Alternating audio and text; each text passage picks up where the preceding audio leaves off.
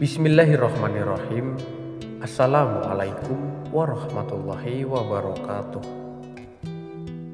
Innal hamdalillahi nahmaduhu wa nasta'inu wa nastaghfiruh. Wa na'udzu billahi min syururi anfusina wa min sayyiati a'malina. Man yahdihillahu fala mudhillalah wa man yudlil fala hadiyalah. Asyhadu an la ilaha illallah wahdahu la syarikalah wa asyhadu anna Muhammadan abduhu wa rasuluh. Allahumma sholli ala Muhammad wa ala ali sayyidina wa maulana Muhammad. Amma ba'du.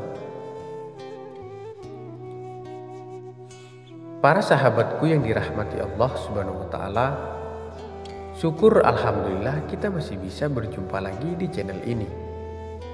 Channel inspirasi Islam dan kumpulan doa mahabbah yang masih belum Anda ketahui.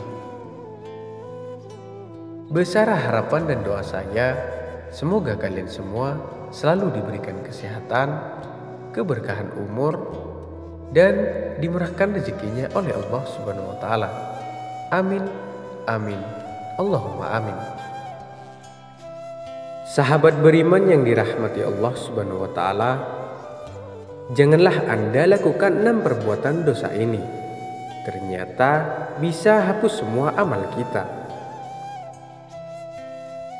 Pahala adalah tabungan rahasia dan ditangani langsung oleh Allah Subhanahu wa taala. Karena tanpanya seorang muslim akan terjerumus dalam kenistaan dan kebinasaan di akhirat. Setiap manusia dapat memaksimalkan adanya pahala. Namun, belum tentu saja bisa menjaga tabungan pahala yang ia hasilkan agar tetap awet dan berkembang.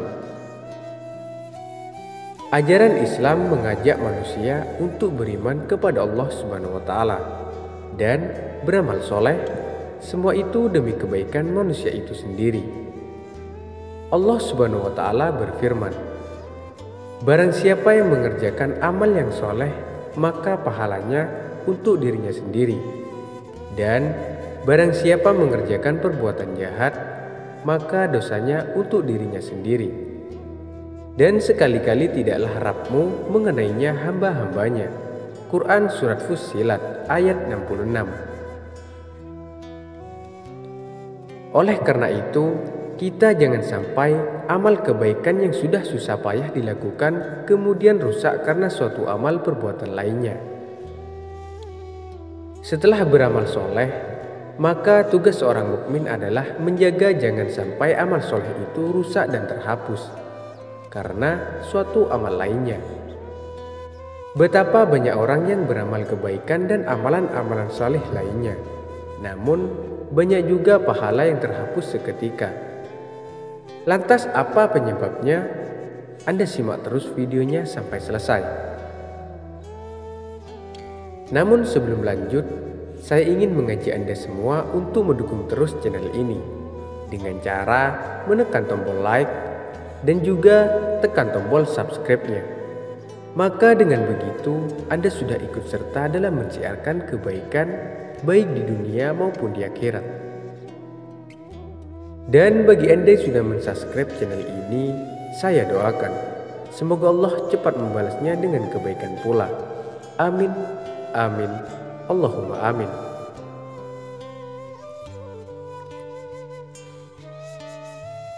Berikut penyebab gugurnya pahala seseorang. Di antaranya, yang pertama, riya. Riya adalah syirik kecil yang setiap manusia harus berhati-hati. Karenanya orang yang memiliki sifat riya mengajarkan segala kebaikan tidak diniatkan hanya untuk Allah Subhanahu wa taala, tetapi hanya ingin dipuji oleh orang lain. Allah Subhanahu wa taala berfirman, "Aku adalah orang paling kaya, tidak butuh tandingan dan sekutu. Barang siapa beramal menyekutukanku kepada orang lain, maka aku tinggalkan amalannya dan tandingannya." Yang kedua, syirik. Syirik adalah perbuatan menyekutukan Allah seperti mengharap dan menyembah selain kepada Allah Subhanahu wa taala. percaya akan kekuatan selain kekuatan Allah, dan menyadarkan segala urusan kepada zat lain selain Allah Subhanahu wa Ta'ala. Perbuatan syirik akan membuat pahala gugur, dan pelakunya akan dimasukkan ke dalam neraka jahanam. Semua dosa berpeluang mendapat pengampunan dari Allah Subhanahu wa Ta'ala, terkecuali dosa syirik. Allah Subhanahu wa Ta'ala berfirman, "Sesungguhnya telah diwahyukan kepadamu dan kepada nabi-nabi yang sebelummu. Jika kamu mempersekutukan Allah, niscaya akan dihapuslah amalmu, dan tentulah kamu termasuk orang-orang yang merugi." Yang ketiga, murtad. Murtad merupakan orang yang memutuskan keluar dari agama Islam. Dan barang siapa yang keluar dari agama Islam, maka semua pahala yang telah ia kumpulkan akan gugur dan tidak bernilai apa-apa di hadapan Allah Subhanahu wa Ta'ala. Allah Subhanahu wa Ta'ala berfirman, "Barang siapa di antara kalian yang murtad dari agamanya, kemudian mati dalam keadaan kafir, maka mereka itulah orang-orang yang terhapus amalannya di dunia dan akhirat. Dan mereka itulah penghuni neraka. Mereka kekal berada di dalamnya." Yang keempat, mengungkit-ungkit sedekah. Tidak diperbolehkannya seseorang mengungkit sedekah dan pemberian yang diserahkan pada si penerima, apabila jika berharap penerima sedekah tersebut untuk berbuat baik adalah suatu dosa dan bisa menggugurkan pahala amalan sedekah tersebut. Sama halnya dengan memberikan sedekah, tetapi dengan cara yang membuat penerima merasa sakit hati atau terhina. Seperti bersedekah dengan penuh kesombongan, sambil mengejek atau menceritakan perihal sedekah pada orang lain, sehingga si penerima malu dan tersakiti. Allah Subhanahu wa Ta'ala berfirman, "Hai orang-orang beriman, janganlah kamu menghilangkan pahala sedekahmu dengan menyebut-nyebutnya dan menyakitinya." Yang kelima, bersumpah atas nama Allah. Bersumpah atas nama Allah merupakan salah satu bentuk ucapan tanpa ilmu, karena ampunan Allah merupakan perkara gaib, sehingga tidak bisa seseorang mengatasnamakan Allah dalam menyatakan hal tersebut.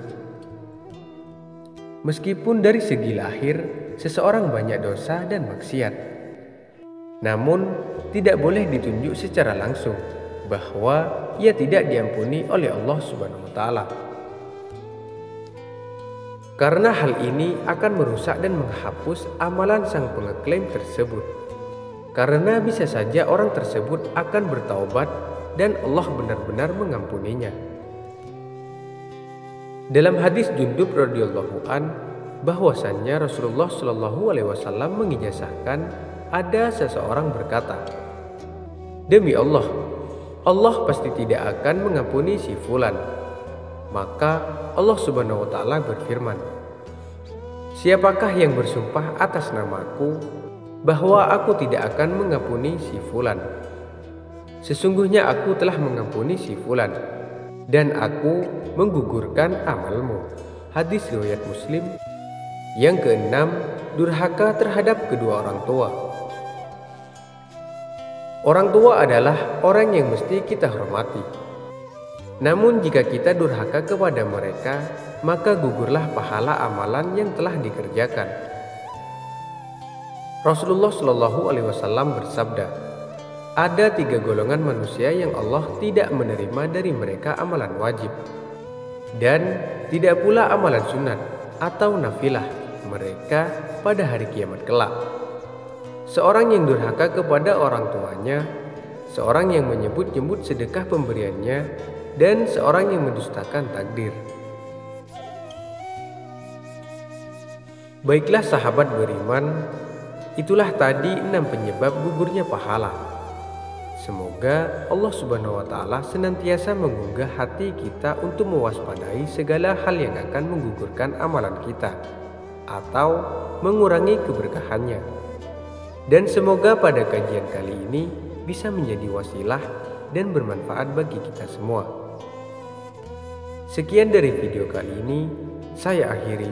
Wassalamualaikum warahmatullahi wabarakatuh.